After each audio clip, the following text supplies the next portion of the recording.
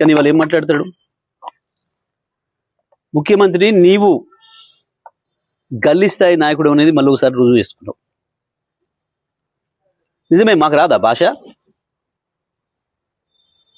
వాడెంత గొట్టంగాడు, కేసీఆర్ కాలికి గోటి సరిపోడు అనొచ్చు మేము కూడా. మేము అనడం లేదు. నువ్వు రండవు, నువ్వు కొజ్జవని కూడా అనొచ్చు, మేము అనడం లేదు. మాకు విజ్ఞత ఉంది. నీకు కేవలం అది ఒక్క భాష వచ్చు కావచ్చు, మాకు అన్ని భాషలు వచ్చు, అన్ని అన్ని అన్ని పద్ధతుల్లో మాట్లాడవచ్చు, విజ్ఞతతో మాట్లాడవచ్చు. ఒకవేళ నువ్వు దాంట్లోనే పోటీ పెట్టుకుందాం అనుకుంటే అది కూడా మాట్లాడవచ్చు. ఎందుకు వస్తుంది? రండలు మాట్లాడే భాష అది. ఇతరులు చావు కోరుకోవడం అనేది రండగాలు చేసే పని, కొట్టాడేటోడు చేసే పని కాదు. ఒకటి దంతుంటే ఇంకోడు కింద పడి బొర్రెటోడు మాట్లాడే మాటలు అవి, శాపనార్థాలు పెట్టే మాటలు. ఎప్పుడు నీ పెరనడు ముట్టుకోలేదే కేసీఆర్? నీది కంపనోరని తెలుసు, నీది మురికాలో కంటే అధ్వానమైన నోరని సంగతి కూడా తెలుసు.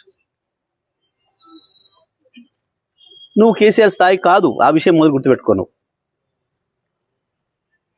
ఏదో తంతే పొరపడ్డాడన్న సామెతతోని అది నిజమైన పద్ధతుల్లో వచ్చి కాసేపటికి పదవిలో పడి ఉండొచ్చు నువ్వు, కానీ నీది ఆ స్థాయి కాదని మరొకసారి నిరూపించుకున్నావు. ముఖ్యమంత్రి స్థానాన్ని దిగదార్చే పద్ధతుల్లో ఎక్కడ మాట్లాడింది? ఎవడన్నా ఎన్నికైనా కొత్త సర్పంచ్లకు చెప్తే కదా,